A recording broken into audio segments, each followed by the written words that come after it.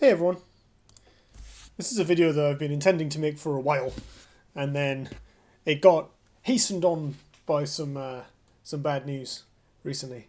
So, for those of you who haven't heard, Duelyst is shutting down, sadly, on the 27th of this month, February 2020. We had an excellent run. We did great. I have like 1,200, 1,300 hours in this game. I don't really know. A lot. Played lots of tournaments, made lots of friends, thought a lot, messed up a lot, had an excellent time.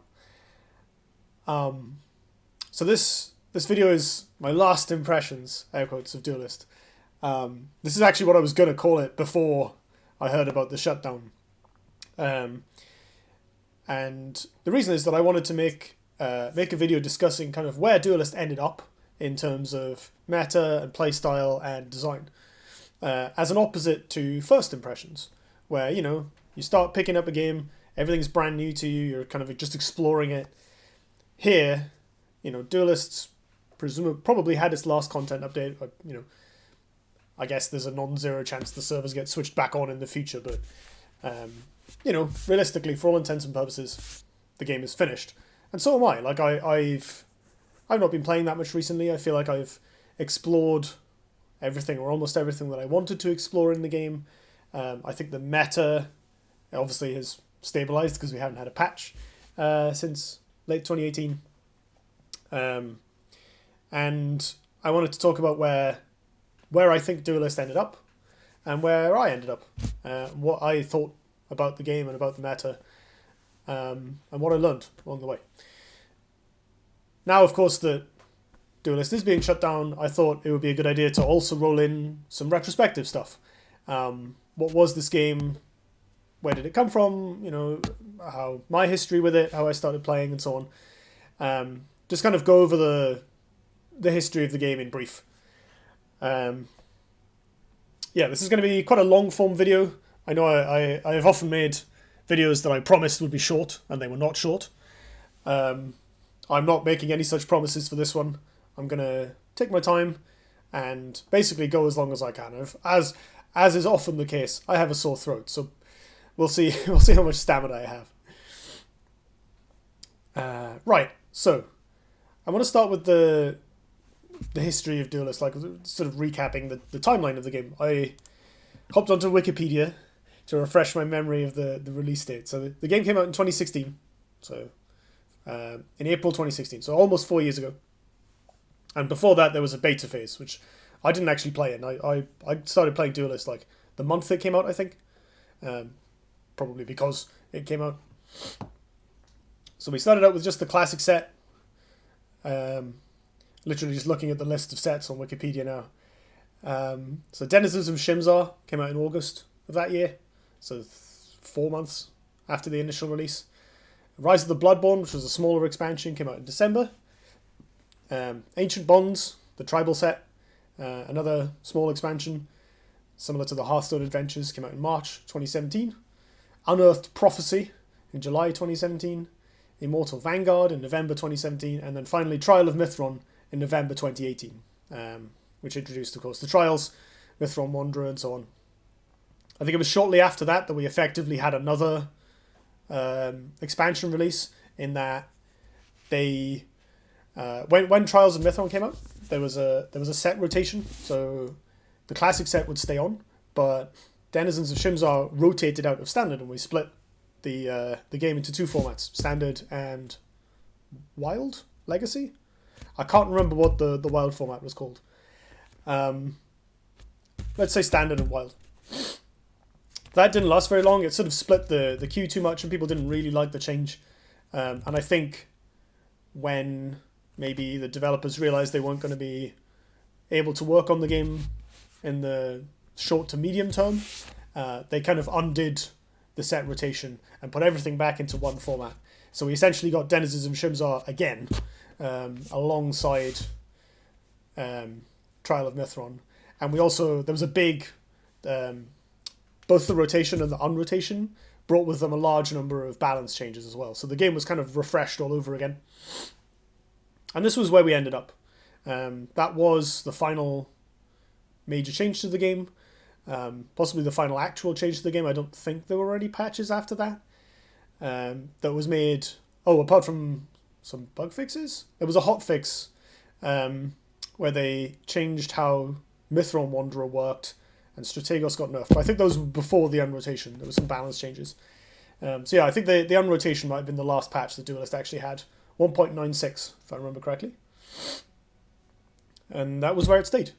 I don't remember exactly when that was. Presumably early 2019. So probably about a year between now and then. And that meta has sustained us in the time since. The other major thing that happened during the development of Duelyst was Bandai Namco picking Counterplay up as a publisher and providing, presumably, funding and support, customer services and so on. That was a bit of a hassle, especially for players in certain regions like Russia, who had to really struggle to play the game after that. It was quite an unpopular change, but personally, I was all for Counterplay getting more support. And there was generally some optimism that it meant the Duelyst would be able to continue, because, publishers don't pick up games that are dying, right? Like, there is always the fear when you play a game with a community that has, repeated changes that are required for it to keep going, for it to function. That's an online competitive game that needs balance, changes, and patches and stuff. There's always the worry that the game will die. And people have been, doomsaying about Duelyst for probably since like a year after it came out, if that. There's always people leaving dramatically on Reddit being, I don't like the change from this to that. And I've seen it in other games, most of which were less successful than Duelyst in the end. Gwent, Artifact, what's it called? Eternal? I think Eternal's still going, but the subreddit, it's a graveyard. Or was last I checked. So, yeah, we worried and we cared and we fretted about Duelyst, and ultimately, obviously, our fears came true. But I think Duelyst had a much longer and stronger run than it could have had along the way, and I think we got a lot of interesting play experiences along the way.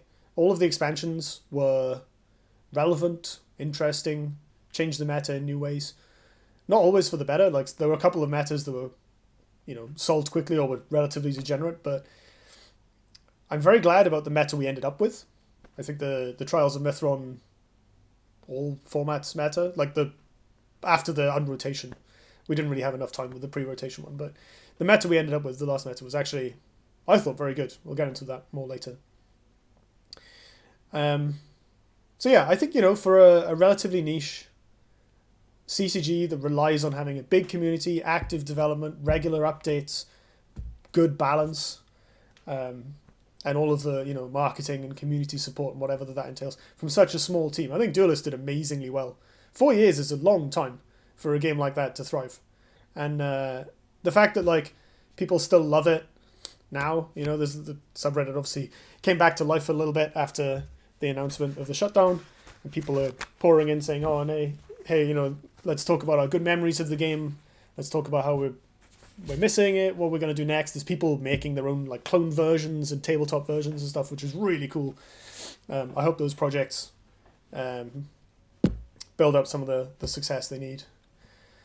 I think it's sort of it's bittersweet to look back on, because obviously it sucks to lose a game. And this has happened to me before. I used to play an RTS, like a sort of incredibly innovative CCG RTS called Battleforge. Battleforge had its problems, mostly its horrible business model, because it was a free-to-play game in the beginning days of free-to-play games, when they were really stingy. They really wanted you to spend the money, and if you spent money you wouldn't get that much for it, so they were very, very grindy. And I think Battleforge suffered for that, which is such a shame, because it really properly, it was by far the most innovation I've seen in the RTS genre in my life. I'm not joking, it was amazing. I think Duelyst did something similar. In fact, there are some similarities between the two. In Battleforge, you built your deck beforehand, and then you played an RTS game with your deck against their deck. Duelyst, obviously, isn't an RTS, it's turn-based with a grid board, but it's a similar sort of thing, the combination of a card battler, card game and strategy, with the, relatively, I guess, obvious business model of having card packs, and then the tactical, the additional tactical layer of having the board on top of the CCG layer. And it's I don't know, that's what I like. I like card games, but I also really like board-based strategy games. I cut my teeth playing Warhammer 40k. Like, I still have a lot of love for that kind of playstyle. So, yeah, although it's obviously heartbreaking to have the game go away like this, we had a really good run, and I think we, the community, should be proud of what we built together, and the developers should be incredibly proud of what they managed to build and maintain, and how good the game was throughout. Even in Duelyst's worst metas, the games were still interesting and challenging, and in its best metas, the game is really diverse, which is not something you can say for a lot of CCGs. That's very, very difficult to achieve, and it's an incredibly impressive testament, I think. So, honestly, to Counterplay, well done. Thank you. This game is sick, and I think this is a very remarkable achievement, even if it seems like, obviously it's sad to let go, but holy crap, 4 years of really good CCG gameplay. That's hard, and that's amazing. So my history with Duelyst, I started playing shortly after it came out because I saw Brian Kibler streaming it. For those of you not familiar with Kibler, he's a Hearthstone content creator, but before that he was a Magic the Gathering pro, which is where I know him from. And I used to follow his Hearthstone streams. And I saw him playing this game, and I was like, oh, he's playing something that isn't Hearthstone, whatever. But I watched 5 seconds of it, enough to see what it was. And it was, this card game with a board, and I was like, holy crap, that's an amazing concept. I need that in my life. So I watched a bit more. I'm like, yeah, this is sick. Installed the game. And this was very fortuitously timed, because I was really ill that week, I think, or there was terrible weather or something. So I was off work for most of a week, and so I just played 30 hours of Duelyst that week. I was in love. I was like, this is amazing, this is sick as hell, this is all I want, this is so good. And it was just grinding through the tutorials and playing against the AI to unlock the cards, and taking my first tentative steps into bronze on the ladder. But I was loving it. I was all in.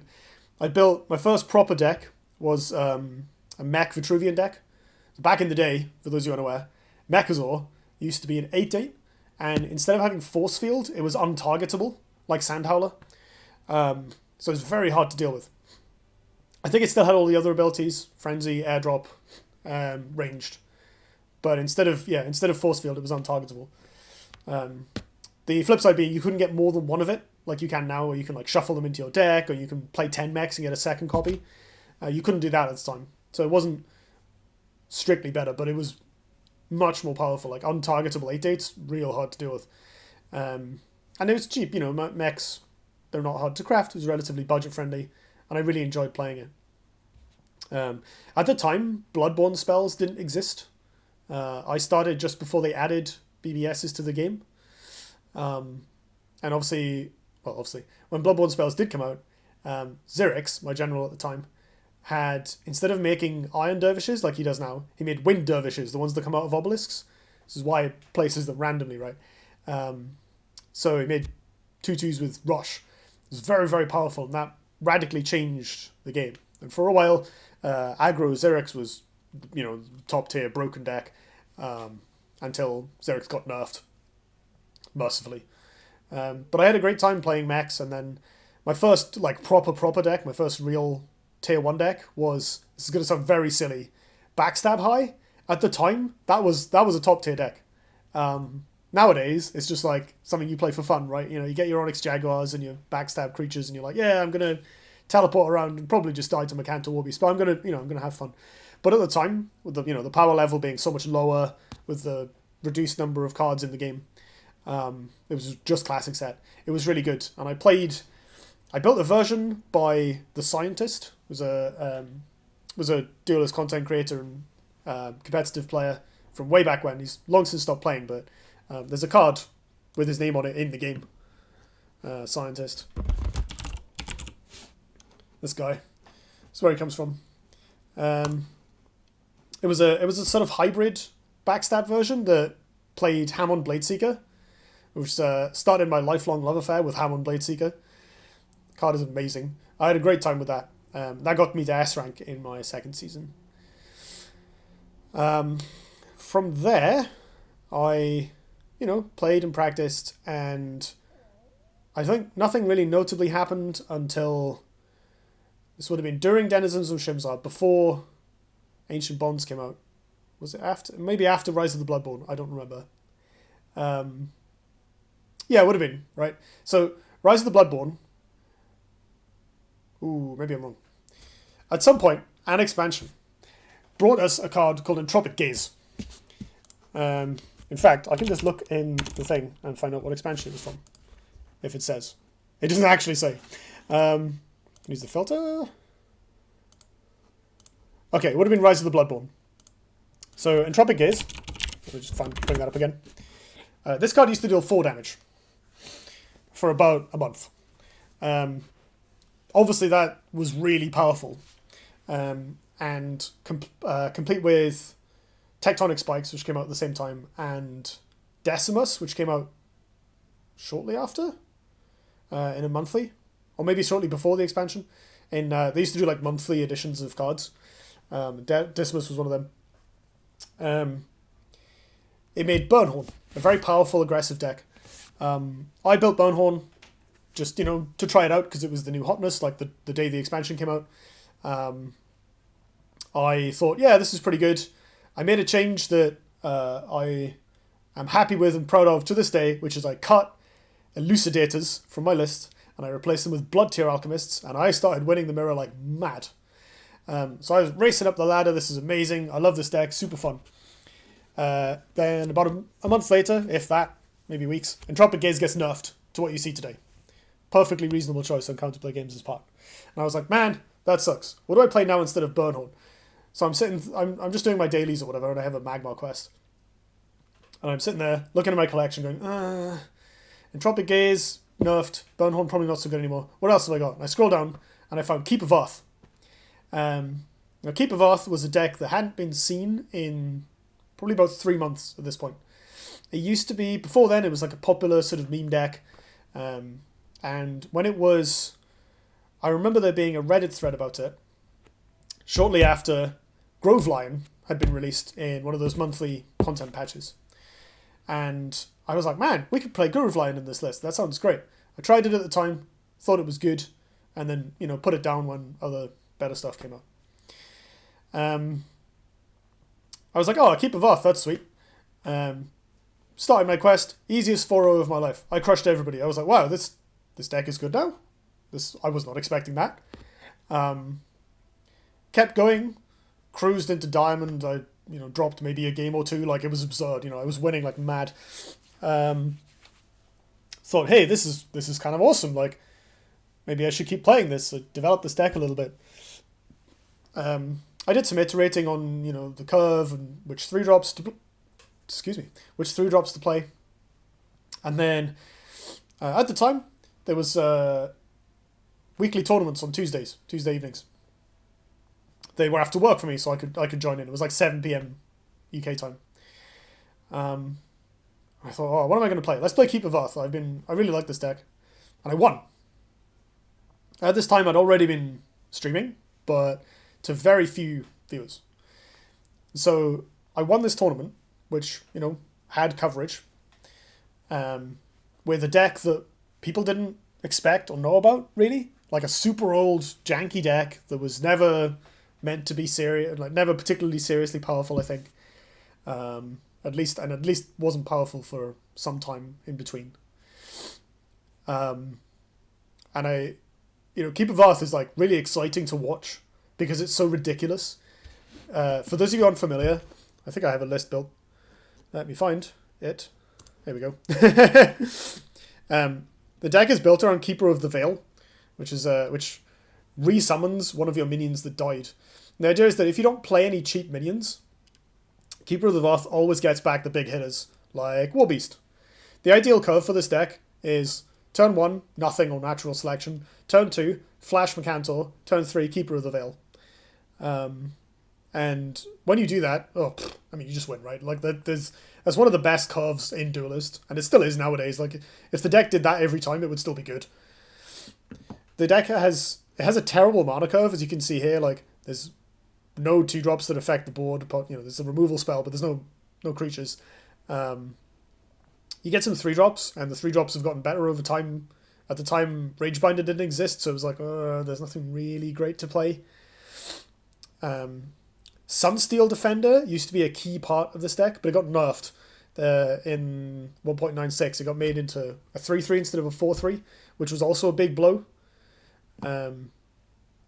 But so at the time, you could flash Sunsteel on turn 1, you get a 4/3 force field, survives Plasma Storm, beats your opponent in the face. Like you could do some very powerful stuff with good draws, and that made it very swingy and very exciting to watch. And it also top decks very well because there's no 2-drops in it. It's all hitters. All big bomby cards that stand well on their own. Like the worst card in this deck to draw in the late game is like Ragebinder. That's pretty good, right? That's a very high floor. So it was fun to watch. It was powerful. And I won. And people were like, hey, who's this Son of Makuta guy? This is funny. I like watching this. Then I won again next week. And at this point, I'm like, whoa, this is amazing. Someone was like, hashtag blessed, right? Like, I was feeling pretty lucky. But also, it got my streaming career going because people found out who I was, and I was playing this silly deck that other people weren't playing that stood out and was fun to watch and was entertaining. Like, there was a game on camera where I played Mercantor on turn 2, 3, 4, 5, and 6 in, like, the finals or something, and people were just loving it. I had Zurel in my deck, and the casters were like, oh my god, he's playing Zurel, that's so stupid. And then it won me a game, like, it was very, very lucky. I want to say, like, I was in the right place at the right time. I was doing a quest, needed to play a Magmar deck. My Magmar deck got nerfed. What else do I have? Oh, this old thing lying around. Turns out to be great. Complete luck. Like, I didn't build Keep of Arth initially. I've tuned it, but, I didn't come up with the concept. It was just right place, right time, but it got me started. Probably, this deck, realistically, is the reason you are currently watching this video. Dear viewer, because it probably tripled or quadrupled my number of viewers on stream, from like 2, but still, it got me started, and it got my channel started, and I owe a lot to this deck, and to Groveline, which was my innovation that turned out to be really, really strong, and really instrumental in allowing you to beat things like Fae, and maintain pressure and card advantage into the late game by killing stuff repeatedly with Vath.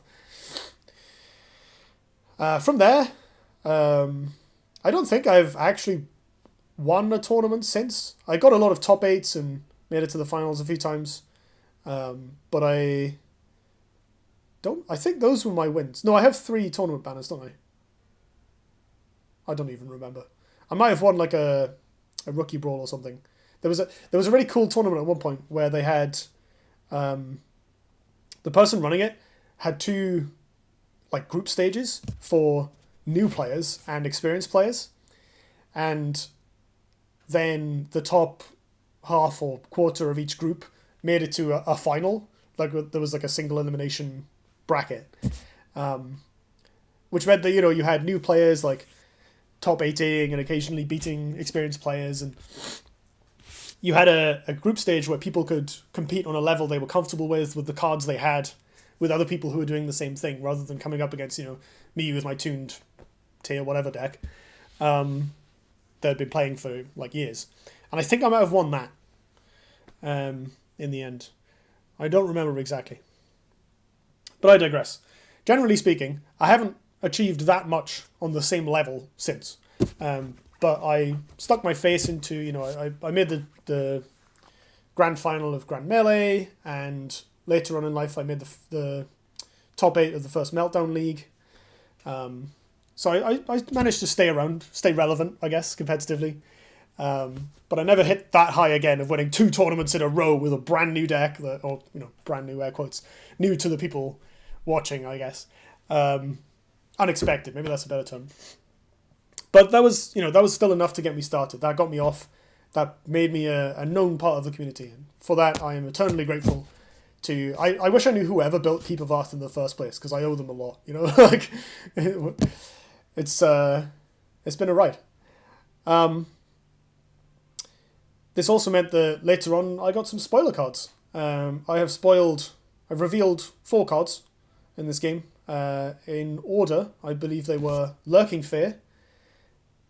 I can't even remember the name of it. The one that draws 2 cards if you have an egg. I can never remember what it's called. Even though I spoiled it. Entoptic something? Embryotic Insight. This one. I spoiled this. Necromata, and probably most excitingly, Kanum Ka. That's a very, very powerful card. One of the most busted cards in the game at the moment. Like Kanum Ka. It's quite a cool feeling to see a card that you got to reveal show up on Reddit threads for people being like, hey, nerf this. Like, me revealing it has nothing to do with how good the card is. See also Embryotic Insight. Or how played it is. See also Embryotic Insight. But, like, man, it's rewarding, And I, again, very grateful to Counterplay for recognizing me in that way. That's a big honor. And it was really fun to do spoiler streams. I made little graphics with, like, pictures of the cards behind the... it was good fun. Plus, I mean, Lurking Fear is a sweet card that people like. And I've certainly enjoyed a fair amount of time spent playing with it myself. Yeah. And that leads me to now, where obviously I'm not streaming anymore, but I'm, still making videos on the occasion, and I've got a Discord where I have friends from the Duelyst community, and all of that has been made possible by this game, I play other games as well, like, obviously I play a lot of Magic the Gathering. I have my Magic friend group, but, like, people in Magic don't sort of know who I am generally, and I'm not a sort of important member of the wider community. So Duelyst has brought me these experiences that I would never have had otherwise, of getting to be someone in a way, of being a community person, and all the lovely interactions with people that brings, and like people friending me in the game and saying, hey, I like your videos. I really appreciate everybody who's ever done that. It touches me every time. Like, honestly, it means a lot. Thank you. And thank you to, you watching this right now. It's another great example of people liking the stuff I've done. And I would not have had that without this game. So for that, I'm very, very grateful to Counterplay and Keep of Arth specifically, but also to the community at large for, coming and saying they liked me. That's not something that everyone gets to experience, and I really appreciate it. So moving on to the more nitty-gritty stuff about the game. I was going to actually play Duelyst while talking about it, but I ended up not doing that. Let's fire up the ladder, shall we? What shall I play? Terrible decks. Let's go. So Duelyst's unique playstyle. That's my next idea. Duelyst has... Ooh, hello. I'm muted. Duelyst plays in a way that other games just don't.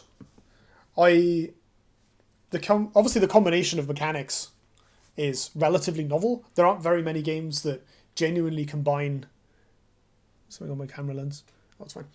There aren't very many games that genuinely combine positional strategy and card mechanics in this way. They exist, and there's various takes on the idea, like Faria does it, I mentioned earlier, Battleforge does it. But Duelyst plays in like a very specific way that I haven't really seen otherwise. This might be Drogon. Let's get a Heartseeker out.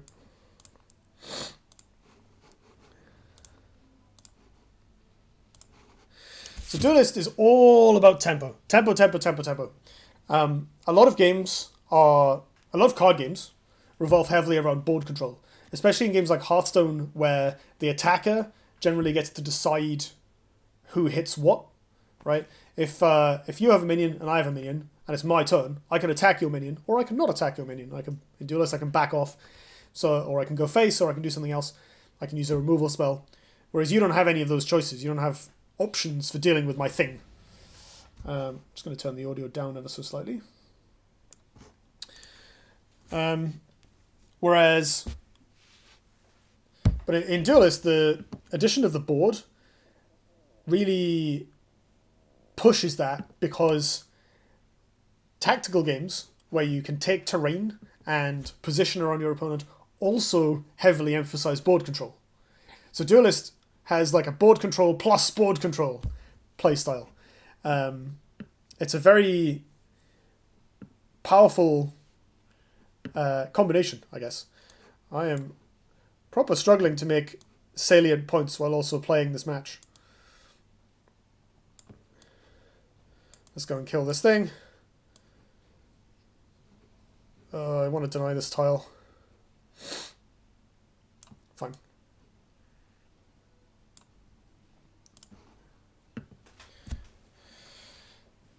So Duelyst ends up being very tempo heavy. So for those of you not familiar with the concept, tempo is basically momentum. Like if I'm making decisions in the game that allow me to force you to react to them, then I probably have a lead in tempo. Like if no one has anything on the board, but it's my turn and I can play a threat, I have a tempo advantage because I'm playing the first thing. Now you have to decide what to do about it. I'm just taking a bunch of damage to them. And this, I think, comes out of this board control plus board control thing I mentioned, where because you can lock off your opponent's positioning options by essentially running at them, and you can lock off your opponent's play options by killing their stuff, either with your stuff or with removal spells. Having that advantage of being able to make decisions before them and being able to say, okay, my minion is going here because you don't have anything in position to threaten it, or you don't have a minion at all. That makes a huge difference. That's a good draw.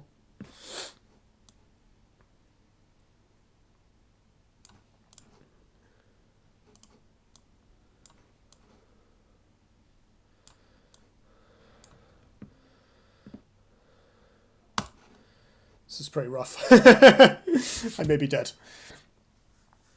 So this means that anything similar to Hearthstone, anything that both contributes to your board and removes theirs is very, very heavily emphasized.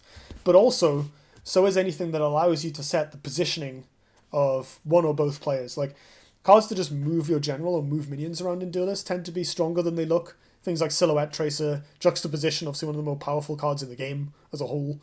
There's a lot going on that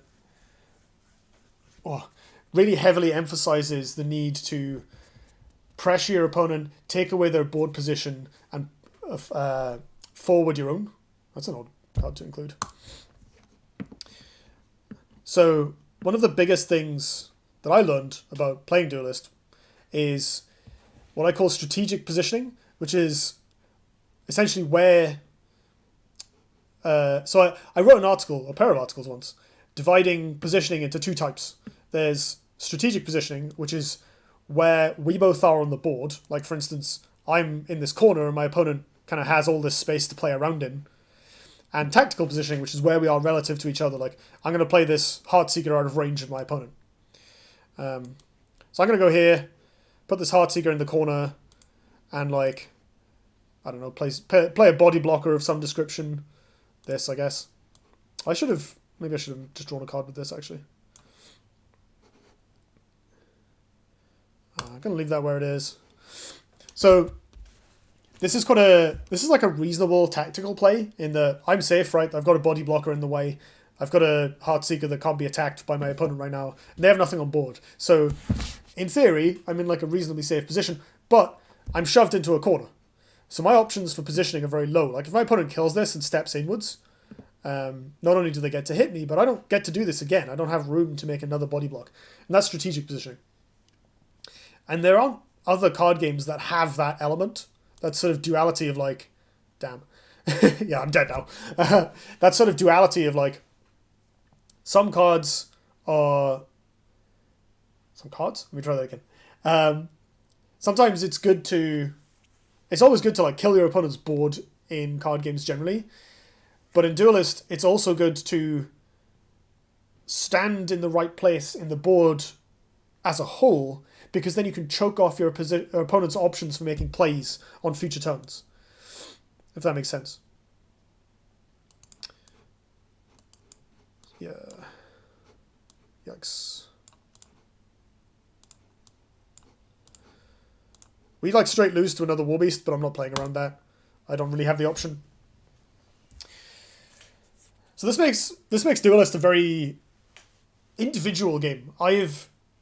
It's a unique challenge, and it is very difficult. We'll get into that later. But I really, really enjoy it. I think that adds another dimension to the typical, like, okay, if you hit your opponent's minions, they can't attack you back gameplay. Because in Duelyst, if you've got a strategic position advantage, then you've got all this space behind you that you can back into and play your minions in safety. Whereas in Hearthstone, you can't, there's no difference between playing a creature just in front of you where your opponent can hit it, or far away, like you can in Duelyst. You can't protect or preserve your minions without using other mechanics to do it, without using cards that protect them explicitly, creatures with provoke, whatever. And this also means Duelyst has a very fascinating draft mode. I love Gauntlet. I think Gauntlet is one of the best modes in online CCG play, like as a whole. I would play Gauntlet preferentially over almost anything in online gaming. That's scary. Because even if your cards are bad in Gauntlet, if you can position well, they just get like 30% better for free. I guess. This seems bad.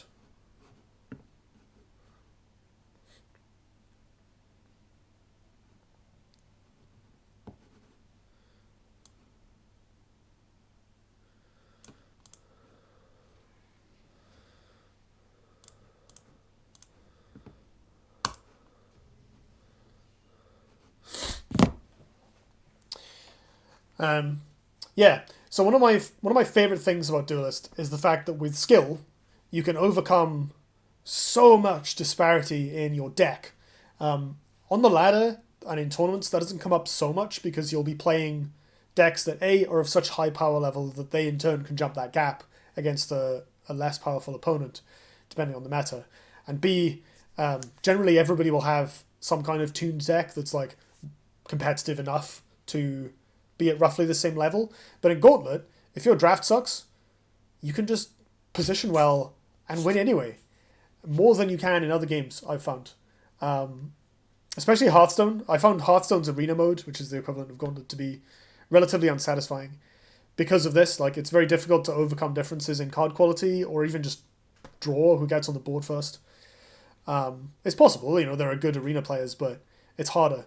And in Duelyst, there are a lot of ways to use and express skill that other games don't have. And that's one of the reasons I love it so much. Obviously, to get to that point, you need to practice and get good at it, but I happen to love the game, so that wasn't a difficult decision for me, Oh, God.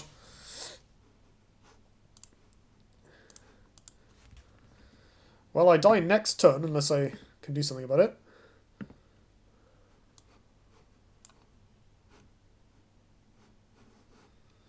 Can body block with this, I guess?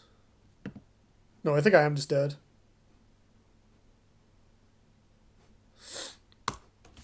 Oh, my win streak. Rip. I mean, that game was actually a very good display of strategic positioning. Like, my opponent got off to that strong early start, pushed me into a corner, whereupon it was very difficult for me to make decisions that would allow me to escape, and then just kept me pinned down with body blocks and positional advantage. And then eventually, it took them a few turns to reach me, but then eventually we get to the point where, no, I can't just walk away or body block them properly, and I die. And that works regardless of, like, you can do that against a superior opponent. If their deck beats yours, you can still beat them with good positional strategy, and I find that fascinating, and I still do. I have 1,200 hours in this game, and I still think like there's so much more to this strategic interplay than we've uncovered. I think Duelyst still has more depth. I'll get into that little bit later as well. But I think that Duelyst is so different from almost every other game, and so tightly balanced as well. I think obviously people complain about certain cards, and not unjustifiably. There are definitely some very, very strong cards in this game, stronger than others, but because of the way that you can overcome almost any challenge your opponent can put up with sheer play skill or smart positional thinking, you can overcome pretty big differences in matchup by forcing your opponent to play in a way that makes their deck not work very well. Spread out your creatures so their Mechanta Warbeasts can't wipe your board, pressure Rava or Ragnora so they can't protect their eggs or Heartseekers very easily. That sort of thing where you can overcome like, oh, I don't have any AoE, well I guess I can run at them and kill their stuff that way.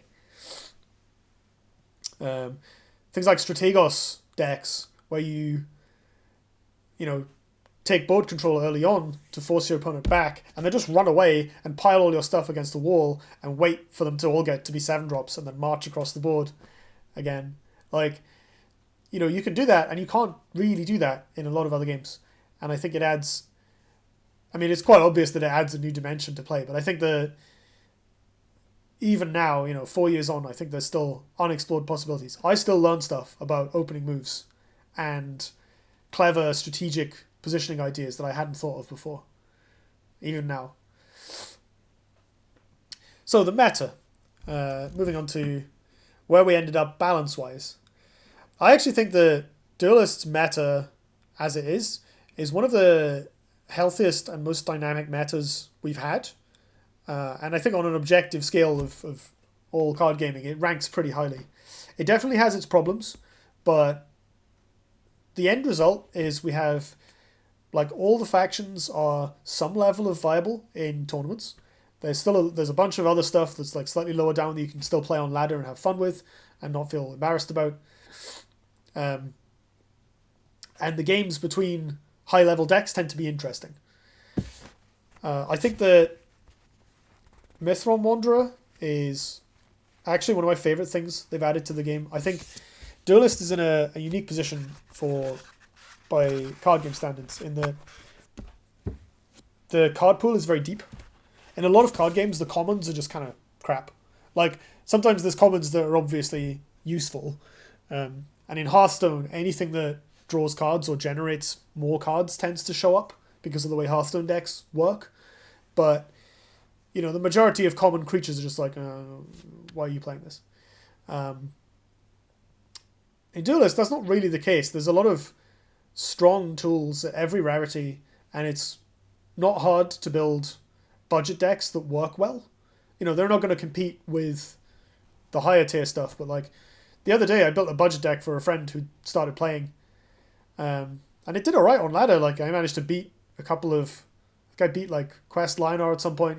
It was good. Even using no epics and no legendaries and with a relatively offbeat strategy, it was still strong. And that's a testament to how broad the pool of useful cards in Duelyst is. Which then means that playing Highlander is super fun. So at some point, some genius had the idea of making a Highlander league.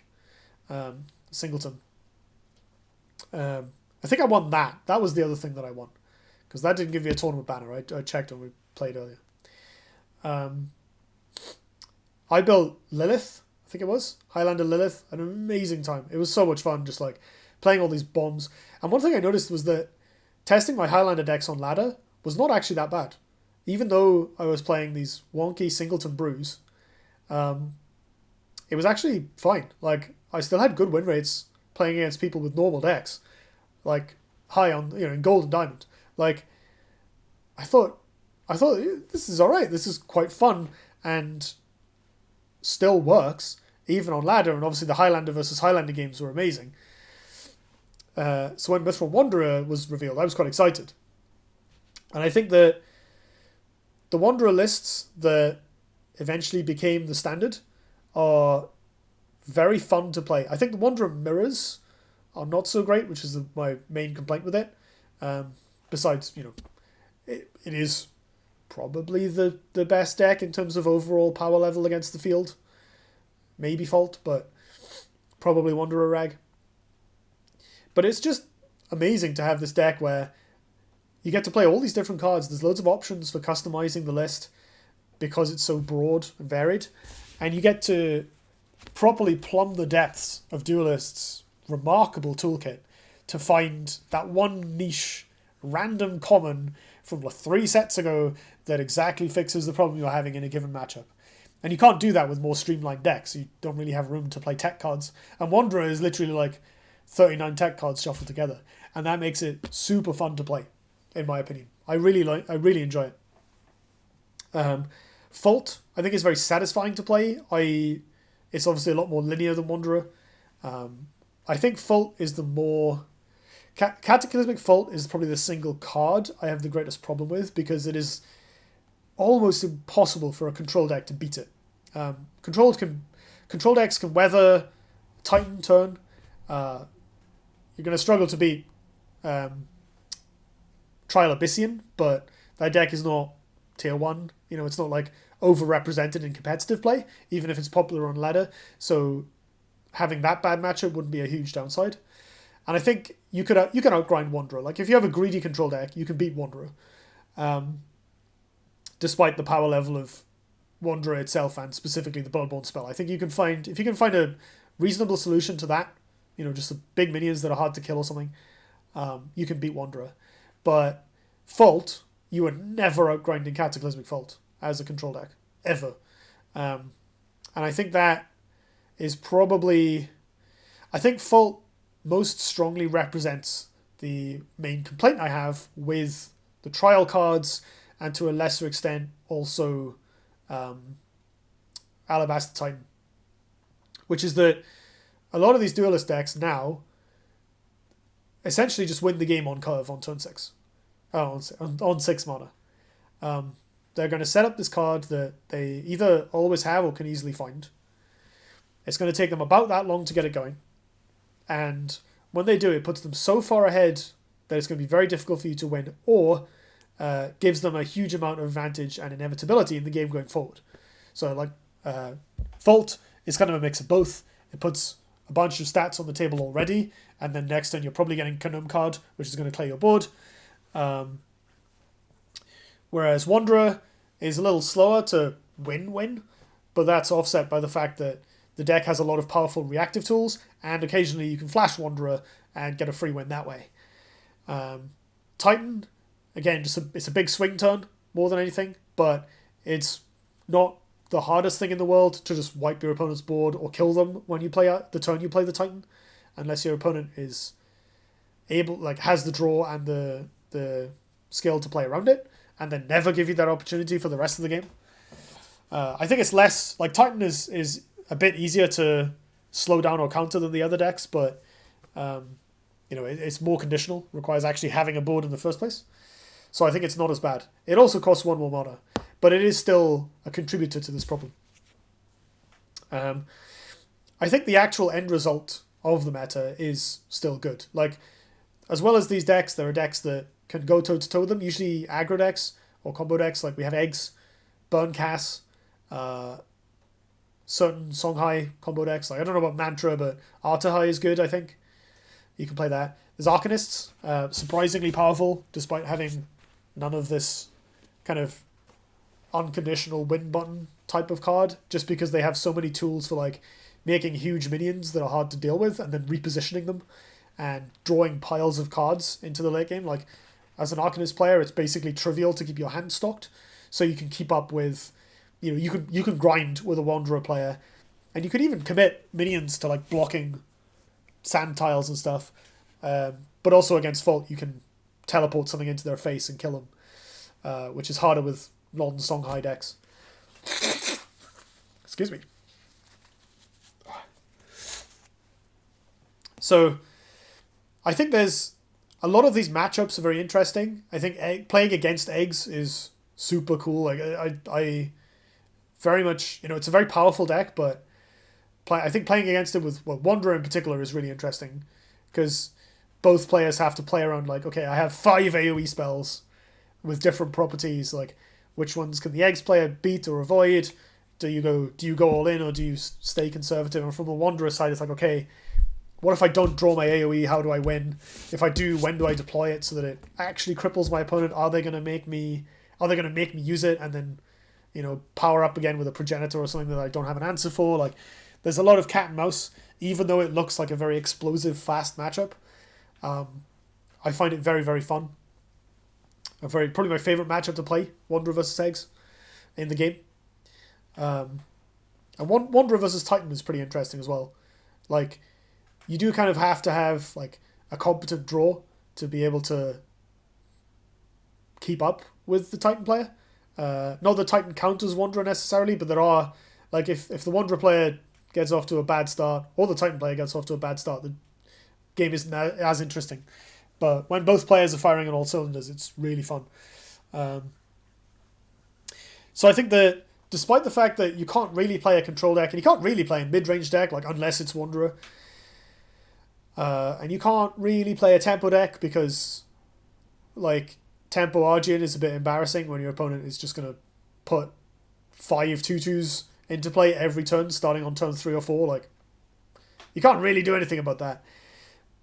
But despite all of this, the decks we do have varied, balanced, and interesting matchups, and there's options for tech cards in people's lists that evolve the matchups and their dynamics over time. For instance, Wanderer used to crush Fault until Spamanoob, I think it was Spamanoob, added Portal Guardians. And that flipped the matchup completely on its head by adding a strong on-curve tool that the Wanderer player A, would struggle to deal with, B, had to deal with, massively handed Fault the advantage. And I think Spamanoob won the second Meltdown League, if I remember correctly. They won one of them. Off the back of, I think in part, this particular stratagem. Certainly it worked against me, I'll tell you that much. So I think that although it's a bit odd to say that, yeah, this meta has like 2 types of deck. You can play a burn deck or a trial deck, and that's it. But it was still interesting. And I think that's a testament to like how strategic play in Duelyst affects every matchup, every game that is played. I think that you can have a matchup where one player has a card that's like, whoops, I win on turn 4, and still have it be nuanced, despite that. And it was also fortuitous that the faction, like, it varies, but most of the factions are viable at high tier. Vanar struggle a bit. I think Vanar do have some strong underexplored potential, still, even now, but I think, 5 out of 6 factions having something to do at the top tier is pretty good. So speaking of unexplored possibilities, one of the benefits of having a game that does have a small community is that it takes a long time before formats or playstyles become solved. In Magic the Gathering, we now have metas develop very quickly within like a week because so many people are playing the game. Everyone's sharing the results online. It develops very fast. Back in the day, people would kind of wait a couple of weeks after a set release to see what the pros did at the Pro Tour, and then based on their lists. But nowadays, so many of the pros stream. So many people. There's loads of tournaments before set releases. The release dates are muddied because the sets come out online on Arena beforehand and stuff. So everyone gets to play with the new cards a whole bunch, and information shares and doubles. Duelyst never had that. We would share information, of course, but there aren't that many of us. And one of the big advantages of that is that it keeps that sense of discovery going much longer. Duelyst sets have a long tail in terms of how long it takes for them to stay, how long they can stay interesting, but also how long it takes us to learn the game itself. I definitely feel like we haven't reached the ceiling of strategic possibility in Duelyst. I think there's openings and positional options and strategic decisions that have never been made in the game still, and I'm still continuously surprised by stuff when I play. Like the other day, I was like, "Man, wait, if I in this opening, what if I position one further back instead of where I would normally put this egg? In this case, was a cryptographer opening. That was really interesting to me. I just never thought that could be a thing, and I think the prominence of players with unique decks and unique playstyles that still win is telling. I think that this is a game where individuals can have results that other people don't replicate. Like, there are people who are known for playing or innovating a certain deck, and sometimes that deck becomes widespread, like Zabul with eggs.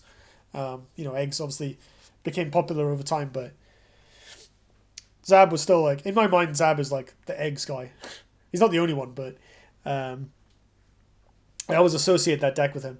And then, I was the only Keeper Varth player for a while. There are decks that I've built that other people haven't played, or as far as I'm aware, built, that are like competitively potentially viable.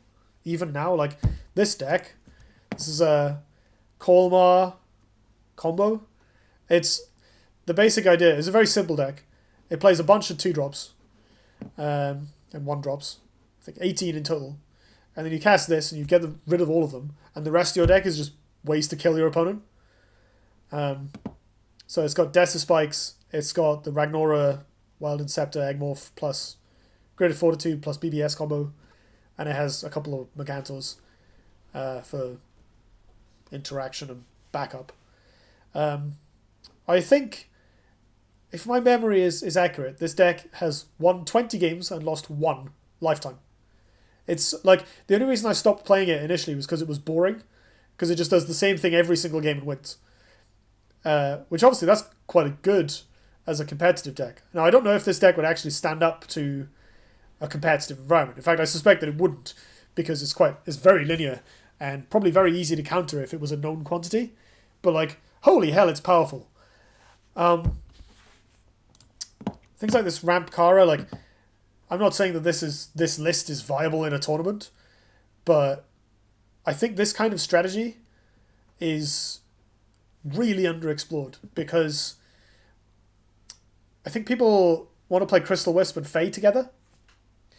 And the reason I like Kara in this list so much is because with Kara, you don't need a payoff for your late game cards, right? I have Jax. It's amazing with Kinetic Surge. In fact, it's much better because it doesn't die to Scorner or Crater, other 1 damage pings. Amazing with Embler. Again, you don't need Razorback. Like, BBS Embler is like 16 plus damage, generally. And it's great with Pandora, which is a pet card, but also Pandora BBS is hilarious because, like, her one true counter, Plasma Storm, doesn't work anymore. And, like, yes, your opponent will use hard removal or dispel on the Pandora, but you get to keep a 4/4 and then just slam something else massive next turn. It's super strong. And I just generally don't see people doing this. And I genuinely think it has potential. There's so much more to this game. Buildmar, this deck was a flash in the pan. It was very popular for a bit and then it fell off. And this is probably, like, this deck has to be competitively viable, surely. The basic interaction is Gigaloth, ideally with Flash, plus Timekeeper. So you just play a bunch of build units, Timekeeper them into play, and then kill your opponent by making a massive board with Gigaloth or 10/10s. There we go. It's very soft to Plasma Storm, but like almost nothing else can kill like repeated 10/10s, repeated 0/10s even. So it's very resilient and quite consistent. There's just so much going on in this game that I think we still haven't really explored. Like there might be a tier 1 Oaken the Nematon deck out there somewhere. For instance, Arcanist Lionar, very underexplored. I think surprisingly powerful.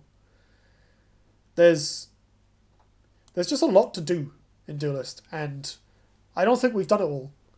Which is both on the one hand, it's sad because now, the game is shutting down. Some of these questions will remain unanswered. But on the other hand, I love that about the game. It's actually one of my favorite things. Like, past a certain point, I found it hard to maintain new ideas myself. Which is why I switched from streaming ladder to streaming gauntlet, because, I can only have so many ideas, right? I'm one person. I'm not a golden god of Duelyst. I'm just some guy who won a tournament with Mercantile Warbeast. And, if we had a larger community, we could maybe establish these things more, but it's actually a real joy to have little corners of the game that are our own, There's lots of individual people who have a deck that only they can play, or only they know about, that's like really good, we think. They win on ladder with it at least. And maybe it could be good in a tournament, who knows? Between that and I think the fact that we've not reached the ceiling of strategic play and in-game decision making, and the way that you can bait your opponent into doing certain things or offer them hard choices and all this sort of stuff that doesn't really come up very often, especially when you're just laddering. You're like, okay, I've got my Lava Slasher, I'm going to kill their thing, whatever. But I think at the high level there is room for winning a game because that Lava Slasher was played one tile over to one side. And you can set up the game from turn 0 to make that happen if you're good enough. And I think there are some people that do that. I don't know if those people are me. I don't think sometimes I play to that level, sometimes a little bit, but certainly not consistently or particularly well. And I think there's so much more that can be done in this game, strategically. It's really, it's cool. To reiterate, this is a good thing. I'm not saying that we're all dumb or that this is a complaint. Far from it. I think this is an amazing testament to how interesting Duelist's rule set is and how well the balance of the game came together, despite, obviously people have complaints about cards. There are lots of tournaments with extensive ban lists nowadays to, force a different meta. That's fine. Those two things can stand in harmony. The game can be good, and there's always going to be a best deck statistically or best cards statistically. It doesn't necessarily mean that they have to be actively oppressive to the rest of the game, or that the game can't be interesting even with those cards in. So lessons learned. I wanted to talk about a few things that I have learned about game design or about games in general from Duelyst specifically. I think so I talked a lot about the board control plus board control thing earlier and strategic positioning. I think those are two main things. I've never encountered strategic positioning as an element before in such an explicit manner. I've played lots of positional games like Warhammer, War Machine. I've written a bunch of war games myself. I'm no stranger to games where you stand on the board matters, even within, half a centimeter. But the way Duelyst expresses it, where because your opponent is summoning their minions and trying to protect them from being attacked, closing your opponent off on the board has such a huge implication on how good their units are.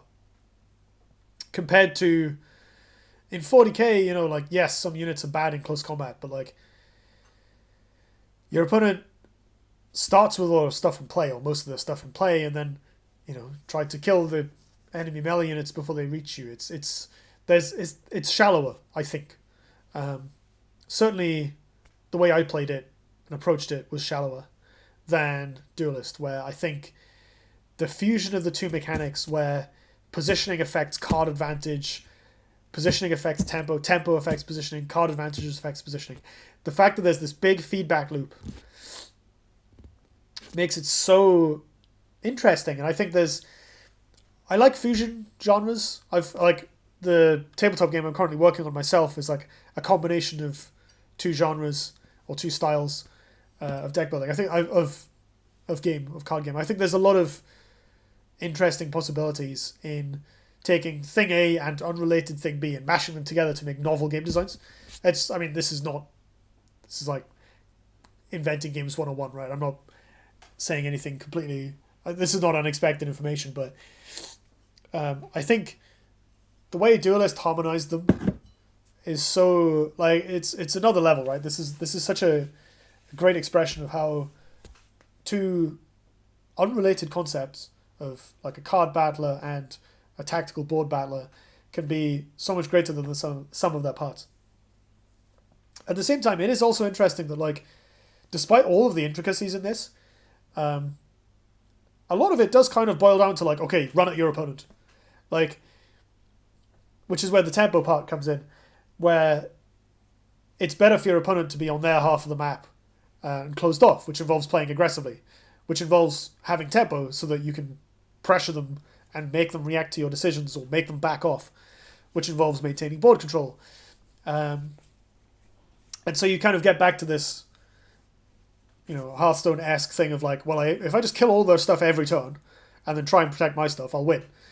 And that approach works for like most matches of Duelyst that you will play.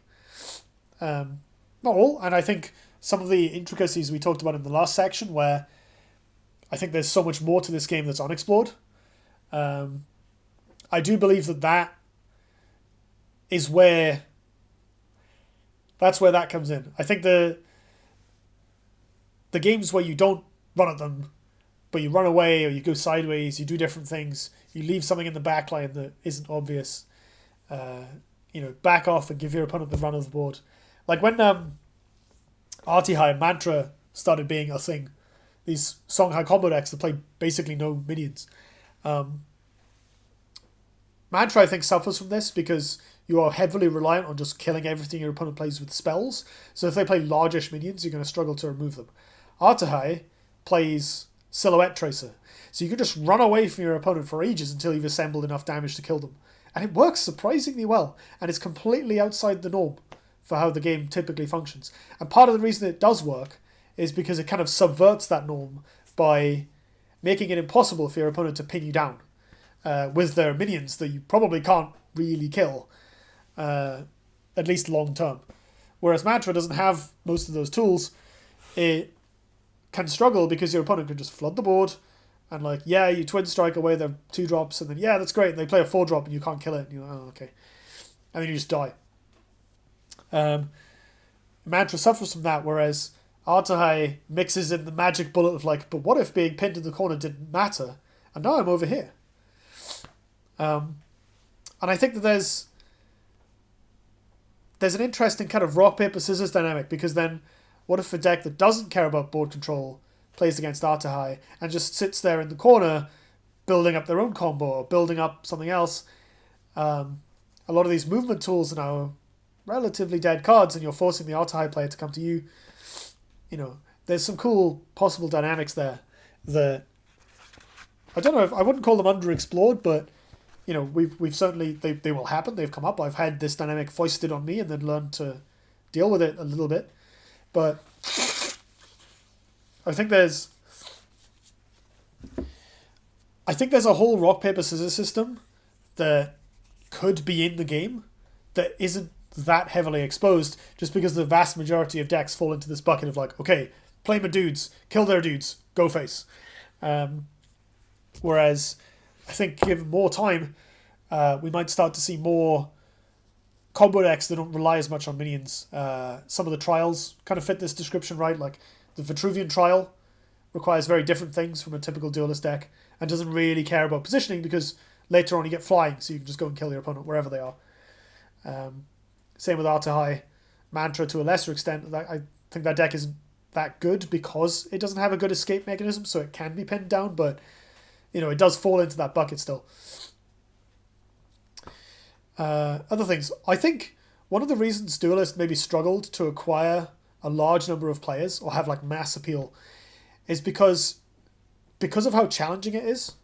I know a couple of people, one of my good friends who's a Magic player, my partner Katie, who have both told me that they really like Duelyst, but it's too much work to play in an evening. Like, for I think quite a lot of people, Hearthstone in particular, but also other online CCGs, which again, if they're all kind of derived from Hearthstone really, fit into that bucket of like, I'm going to go home after work, I'm going to sit down, I'm going to have my dinner, and I'm just going to chill out. I'm just going to space. I just want to rest my brain. Games like Hearthstone, which is like, Hearthstone is not without skill, right? I don't mean to imply that Hearthstone is bad or dumb. But Hearthstone is very accessible at a low level of play. Like if you want to just go and jam some stupid cards and have a great time, or play an aggro deck and relax, shut your brain off and just hit them in the face and don't care whether you win or lose, you can absolutely do that, and the game will reward you with like, fun and humor and pretty pictures. Again, not to disparage Hearthstone, these are all good things. Hearthstone's a very soothing game. People looking for something like that in Duelyst would be disappointed. Like, it's a gorgeous game.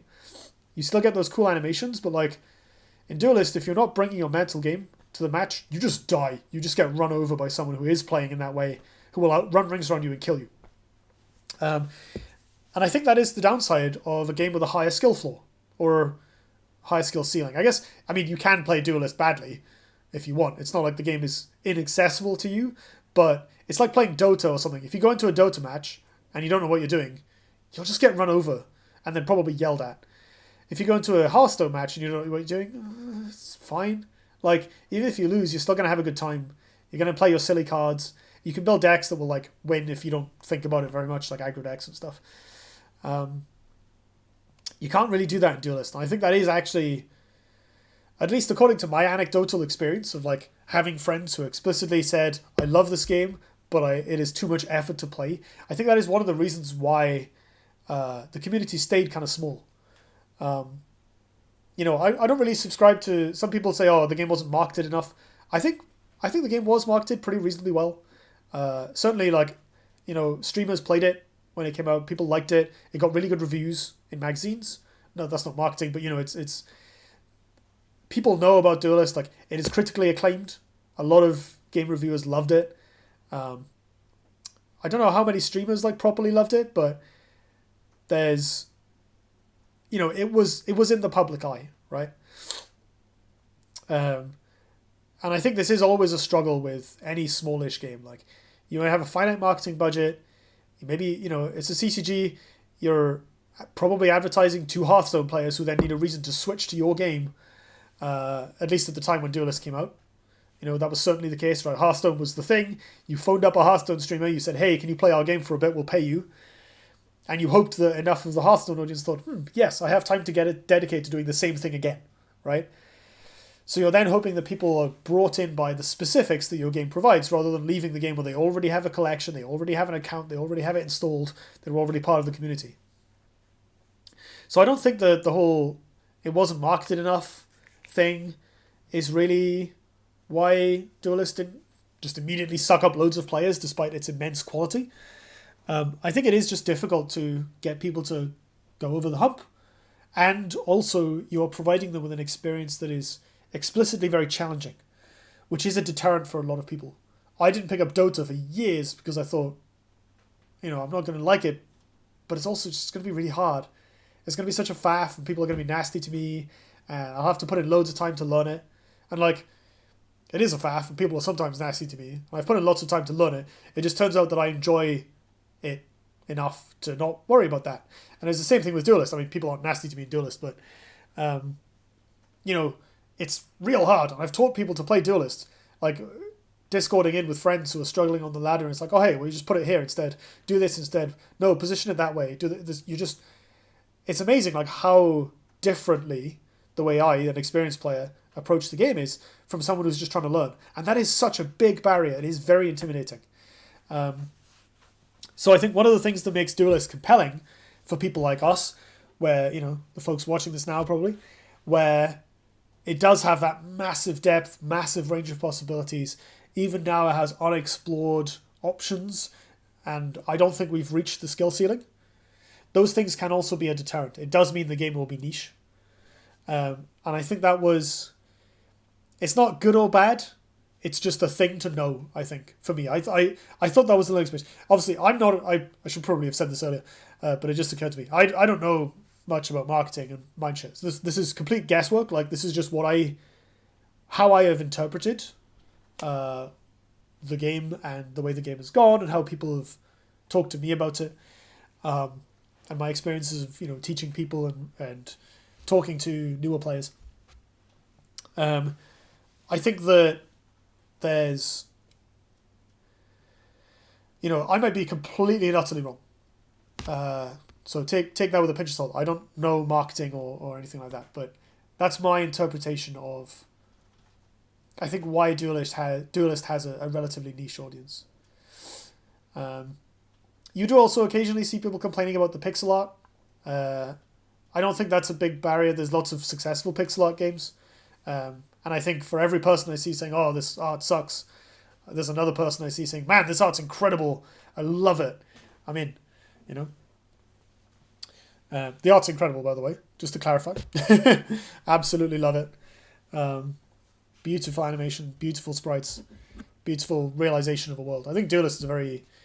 Once I'd gotten used to the fact that like the game's sprites and the rest of the UI are not like each other, I really loved the look and feel of the game.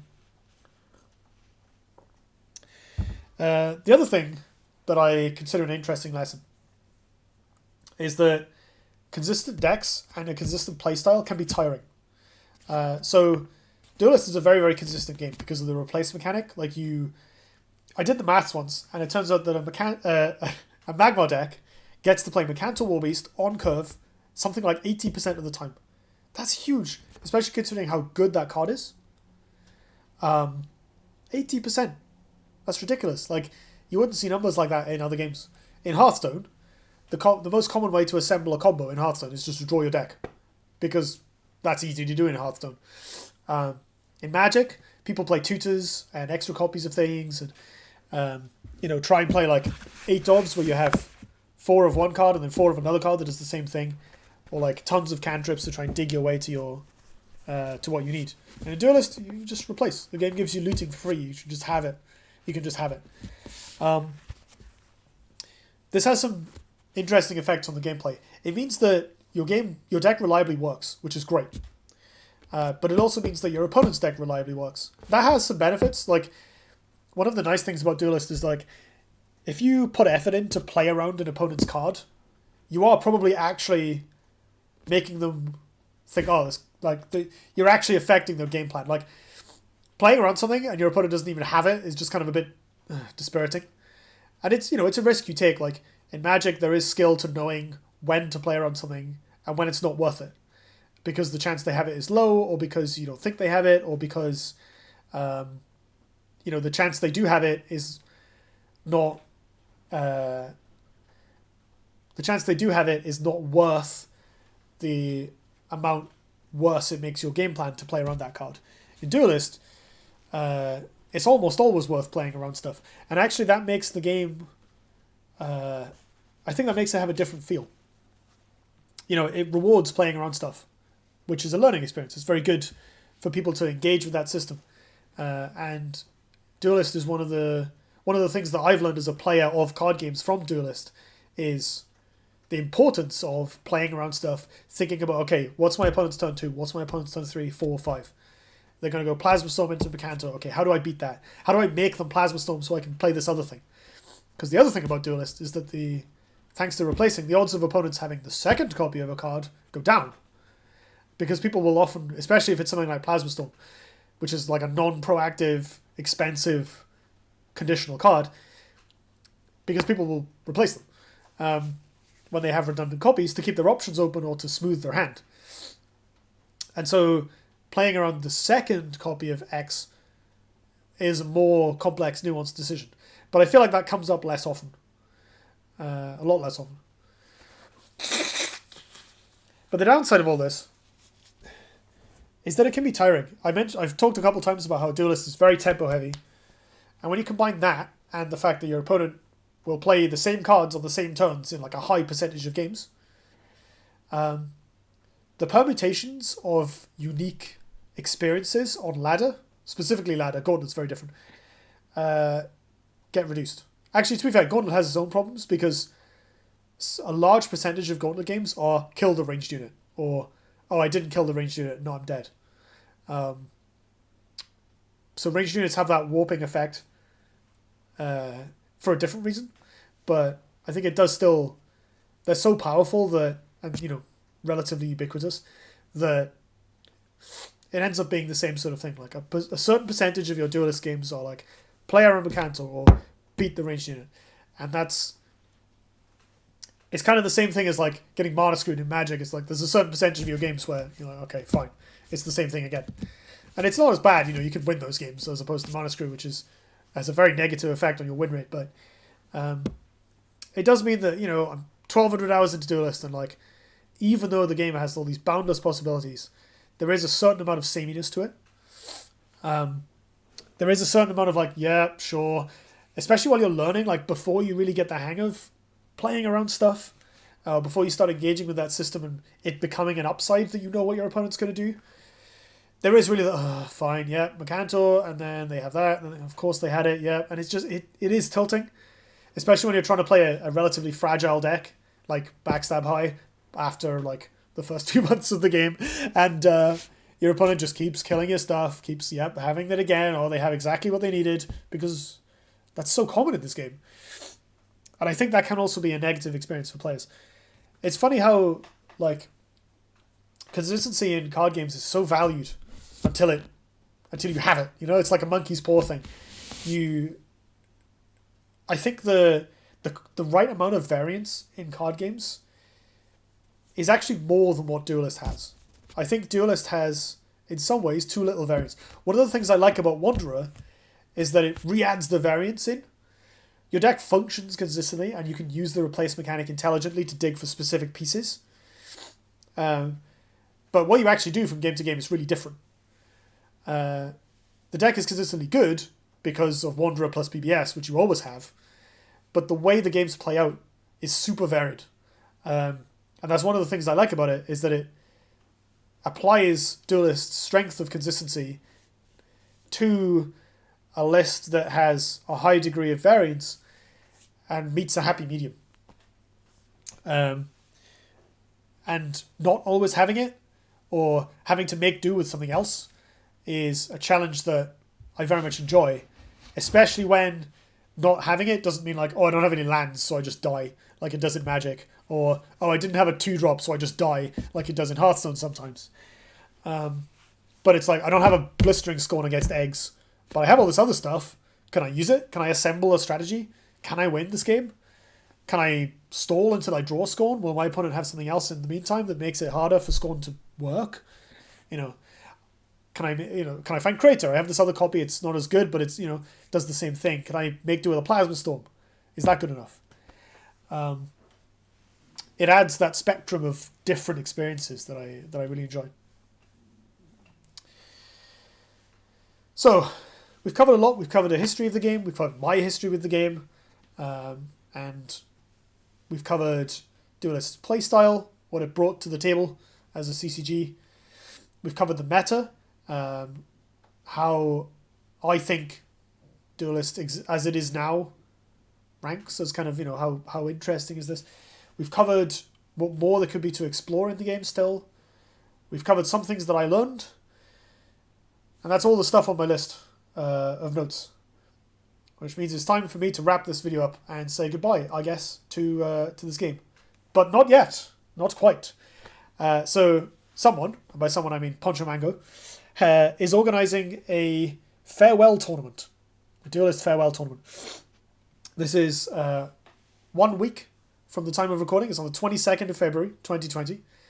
I will post a link in the description to the Battlefy page so that you can join it yourself. It has, format-wise, it has a relatively extensive ban list of Trials, Titan, Fault, Sunrise Cleric, Zoetic Charm, Owlbeast Sage, and Sandswirl Reader. So the meta is going to be quite different from the established meta that I talked about earlier, if that is something that you value. And you will need to brew some decks, I guess, one way or another. It's 3 decks, each of which has a 6-card sideboard. There's some rules about when you can and can't adjust your deck, and it's kind of last hero standing style in best of 3 during a Swiss, and then there's a single elimination top 8. Somewhat complicated rule set, but the important thing is there's a tournament, and there's an event where we can say goodbye to this game we love, and hopefully have a great time. I think at the moment there's about, well, let me have a look. Currently there are 35 players registered. That's amazing. I don't know what the prizes are. There's a tournament ribbon for winning. That's sweet. That you can use for 5 days. That's adorable. Yeah, I would recommend having a join of that if you can, if you're free on the 22nd.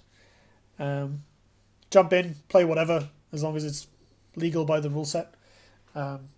Feel free to use some of the decks I talked about earlier, or have a hunt through my channel for possibilities. If there's anything you need, I'll put a link to my playlist of deck techs, as well. And yeah, after that, the shutdown itself is, I think, on Thursday. I don't know what time, if it matters. I think I want to plug that Baronian is doing a farewell stream that day, actually. It's twitch.tv/Boronian, BORONIAN. I'll put a link to his channel as well in the description. Hope I remember to do all this. And yeah, he's going to see off the game as best he can. Again, we don't know exactly when it happens, the shutdown, so hopefully he'll still be able to play, but yeah. Personally, I want to thank everybody for being such a fantastic community. Now, obviously, we can still be friends. There's various Discords that we can hang out in. Mine's in the description below if you want to come and say hi. It's a relatively quiet place. I'm fine with that. Feel free to come and fill it with chat. Say hello and just hang out. But if you want to get in touch with me, I'm always there. And willing to have a bit of a chinwag.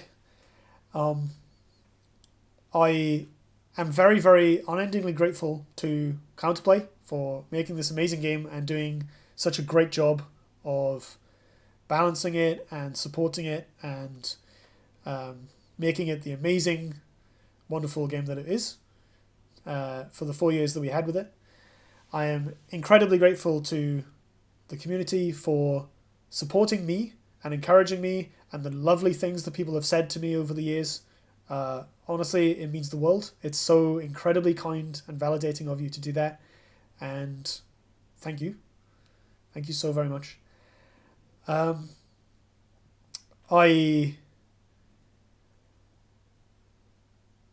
will, so in case it wasn't obvious, I'll be playing in this tournament. I'm hopefully going to upload my matches in some way. I might record them or record the replays afterwards or something. I'm not promising anything because I might not have time or it might not work, but I'm going to do my best to get something online about it, so that, there's some footage of this cool event that'll stick around on my channel. And yeah, I think that's about everything.